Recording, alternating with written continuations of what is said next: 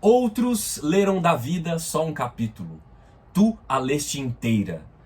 Se existe elogio maior do que esse, eu desconheço. E ele foi feito pelo nosso maior poeta de todos os tempos, Carlos Drummond de Andrade, para o nosso maior escritor de todos os tempos, Machado de Assis. E nos servem aqui de introdução para a gente pensar a polêmica da vez na internet. Vale ou não a pena injetar Machado de Assis na veia dos adolescentes?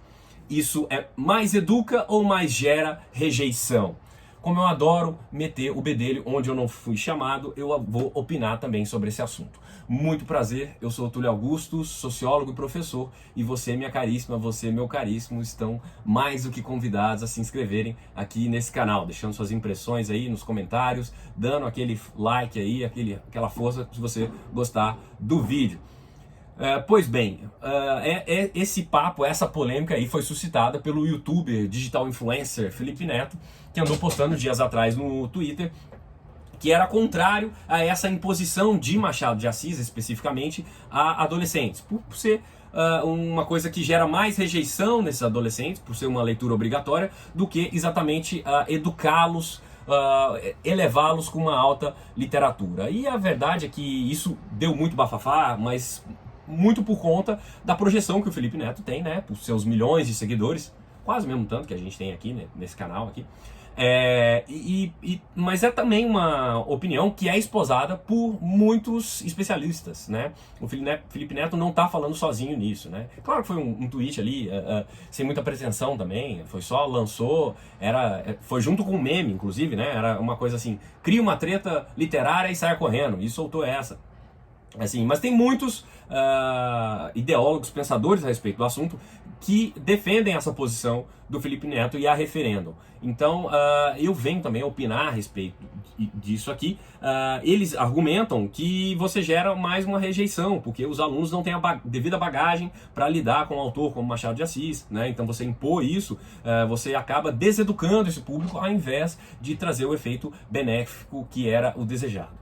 Eu discordo dessa posição aí, nem vou dizer que eu sou do contra, porque eu diria que essa minha posição seria majoritária, né? Eu tendo a acreditar, apenas um chutômetro aqui, que essa opinião de que os alunos não devem ter contato com isso seja contra-majoritária, mas isso não importa.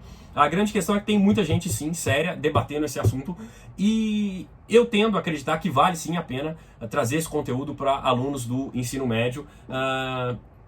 Essa questão me é particularmente especial, porque eu sou professor de ensino médio, eu lido com sociologia junto ao ensino médio, e eu tenho uma trajetória eminentemente acadêmica. Eu vim primeiro da academia, travei mais contato com pós-graduação e, inicialmente, dei aulas para graduação. Então, depois, eu reconheço que depois você tratar de assuntos, de conceitos, de temas que não foram criados para serem lidados por um público infanto-juvenil, um público adolescente, é um desafio diário, cotidiano que eu vivencio, né? Mas eu lanço mão dessa experiência particular aqui que eu misturo, para dizer que é válido sim tratar Machado de Assis no ensino médio, e eu lanço mão de dois argumentos básicos para isso. O primeiro deles seria o de que, bastante clichê, né? Aquele clichê roto e batido, que é a diferença entre o veneno e o remédio está na dosagem. Sim, é preciso dosar Machado de Assis junto a esse público, né? É preciso ressaltar o que ele tem de genial, o que ele tem de atemporal e por que é importante ler, porque é divertido ler Machado de Assis, mesmo nos dias de hoje, né? Para que os adolescentes não fiquem lá pensando que é uma coisa, uma velharia do passado sem importância, né? O segundo argumento é o de que, olha, se não for nessa etapa da vida que eles forem ter contato com isso, em que outro momento eles vão ter? Basicamente nenhum. A grande verdade é que talvez você tenha voltado a Machado de Assis na sua vida madura, por conta própria, como eu também fiz. Mas a grande verdade é que a maioria absoluta nunca mais vai voltar ao Machado de Assis. Portanto, se não for naquele momento, não vai ser nunca, né? E se a gente puder converter um ou outro ali, iluminá-los com essa alta literatura, vale sim a pena. Não, acho que não vale a pena para um público do ensino fundamental, assim como também não vale a pena para o ensino médio, outros autores, sei lá, mais difíceis, talvez o Mestre de Queiroz, não sei. Talvez não valha tanto a pena. Mas para esse público eu acredito que sim, que vale a pena se você equacionar bem, se você tentar aí recolocá-lo no mundo contemporâneo. Eu acho que é um autor que tem muito a dizer, e você pode converter os alunos nesse sentido. E o ensino médio é um momento em que você trava contato com coisas que você decide nunca mais reencontrar, né? Eu saí do terceiro ano, eu tinha convicção de que nunca mais na minha vida eu ia ver geometria analítica ou química orgânica, duas áreas que são muito importantes, eu sei, mas para as quais eu não tenho competência alguma, né? E se não for nesse momento em que o aluno tiver um contato com o maior leque possível de conteúdos, ele não vai ter condições plenas de fazer as melhores escolhas para a vida dele, né? E junto dessa discussão, eu trago aqui algumas lições bastante pessoais e arbitrárias do que eu aprendi com Machado de Assis. Né? Eu faço questão de ressaltar assim, 4 delas que tornaram para mim Machado de Assis um escritor incontornável e sim, para mim, é o maior autor que eu já li. Não sou assim grande conhecedor, não. Já li todos os contos, já li um bocado de crônicas dele. Vale lembrar que ele foi cronista durante 30 anos, né? Diariamente no Rio de Janeiro. Já li muitos romances dele, tem aqui listados alguns, não sei se dá pra ver. Aqui tem eu já devo ter lido uns 8 romances dele, não li tudo, não. Mas é um ator que me impressiona muito. Eu destacaria como a principal coisa que eu aprendi, uma das principais coisas que eu aprendi com Machado de Assis, seria a grandeza do deboche. Sim, não há nada superior a uma ironia fina, inteligente, cáustica. A capacidade que o Machado de Assis tem de encerrar uma conversa ou de iniciar uma conversa com uma ironia muito bem construída é algo sublime que a gente tinha que incorporar para a vida, né? Nesses tempos de lacração o tempo todo nas redes sociais, olha, nada lacra mais do que uma fina, inteligentíssima ironia. O Machado de Assis é o mestre insuperável nisso. Um segundo fator seria o de não dar tanto valor aos títulos, né? Machado está sempre debochando também da aparência, dos títulos, dos bacharéis daquele Rio de Janeiro dos 800 lá.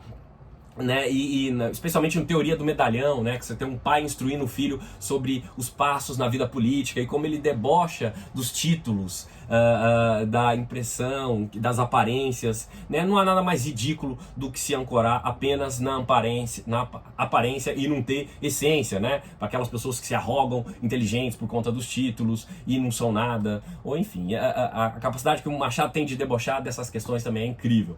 Um terceiro fator seria a capacidade de envolver o interlocutor, né? Machado de Assis faz isso com uma capacidade única também, né? Consegue chamar o leitor para conversa o tempo todo, né? E isso vale para conversas pessoais mesmo. A sua capacidade de envolver o seu interlocutor torna qualquer conversa mais envolvente, né? Mais interessante. E aí deixa de ser um monólogo, torna uma conversa para a qual o receptor vai estar muitíssimo interessado. Um quarto fator, que é muito próximo desse também, seria a das capacidades de fazer digressões essenciais para um bom texto, para uma boa leitura, para uma boa conversa, né? Para mim isso toca especialmente porque eu já me espelhei muito em Machado de Assis na tentativa de aprender a escrever bem.